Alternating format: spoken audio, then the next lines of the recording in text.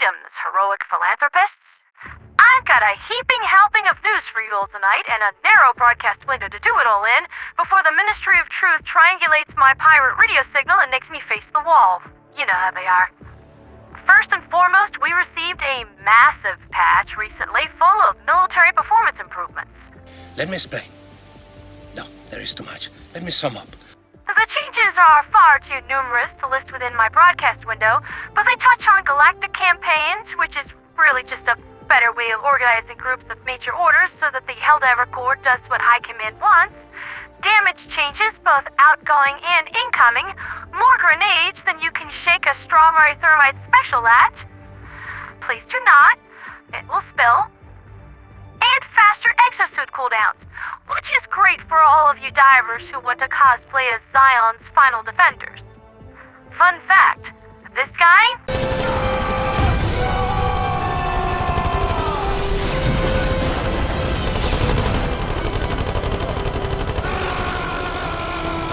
is the same actor who played this guy.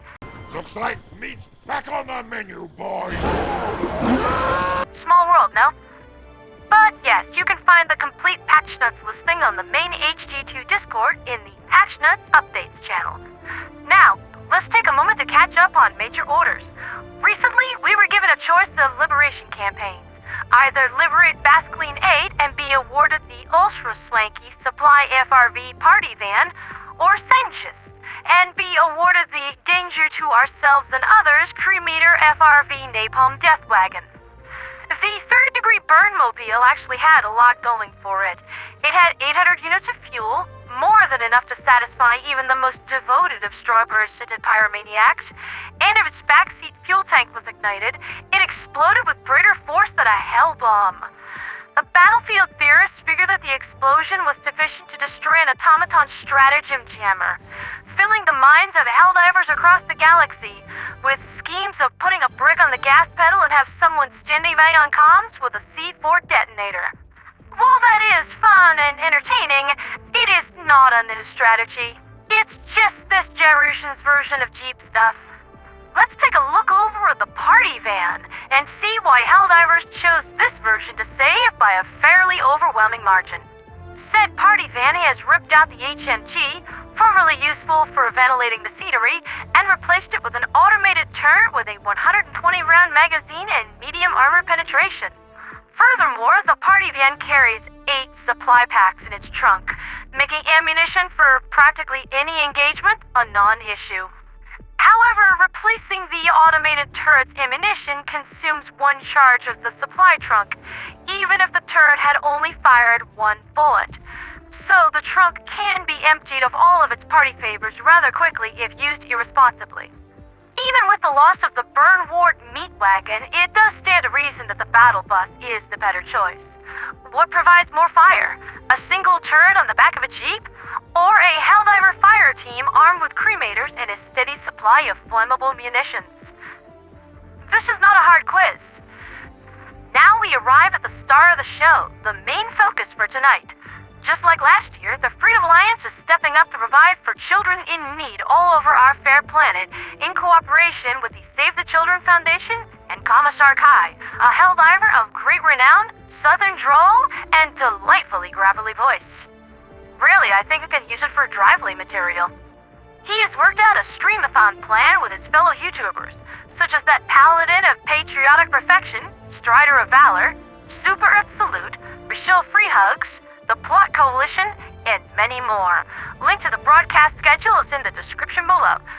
The plan here is that our Dream Stream team is going to pommel the absolute democracy into the enemy for as long as their mighty fists can last for it, and when they are in need of a liberty break, they'll swap off to the next streamer down the list, and so on and so forth. But what do they plan to do with all of that overwhelmingly talented firepower? Specifically, lock and load Yet Prior. You're going down. FA Silver Command has received intel that Yet Prior is acting as a staging ground for the abduction of children all over the galactic sphere, and the bots plan to repurpose their brain matter for use in their vile data centers. Yeah, we cannot allow that to happen. The task is to, and I quote, liberate the bots from their bad ideas. and extract the children to safety. I'll have some cloaked Seraphim personnel carriers in high orbit to facilitate the extraction and treat any wounded. Following that, the Data Center at Classa has to fall down a long flight of bullets. You know what to do, Helldivers. In order to do this, we're going to need full DSS support for both the Yet Prior and Classa operations. Commissar Kine goes into further details on how to, borrow the station on his channel if you're still in the dark on how to submit your vote. Ideally, by the time the Heroes concludes on the 28th, the tennis sector will be completely democratic once more. If maybe a little bit flatter than it was before. The Stroomathon is only one part of Heroes. Oh yeah, there's more. There's a lot more. If you go to www.hggclans.com and deploy your Super Destroyer to Yet Prior at any time between June 23rd and 28th, you'll receive an exclusive Super Destroyer skin for use in your hangar. Behold, YouTube audience.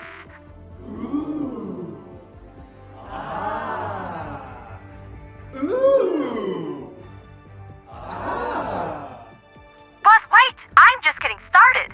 The Plot Coalition has entered into an agreement where those who donate to Heroes 26 will enter a random raffle to win a For Liberty poster signed by members of the Plot Coalition. Most definitely a prize unquestionably worthy of the cause. As if all of that isn't enough to get you motivated, the Freedom Alliance is holding an auction for fantastic prizes, ranging from challenge coins to custom artwork created and signed by Arrowhead artists Magnus and Victor Nystrom. There's even this custom computer case up for grabs created by Fractal Design. I mean, just look at that.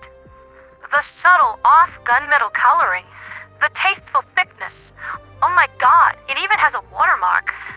All of this and more is available through www.hgtuclans/heroes26.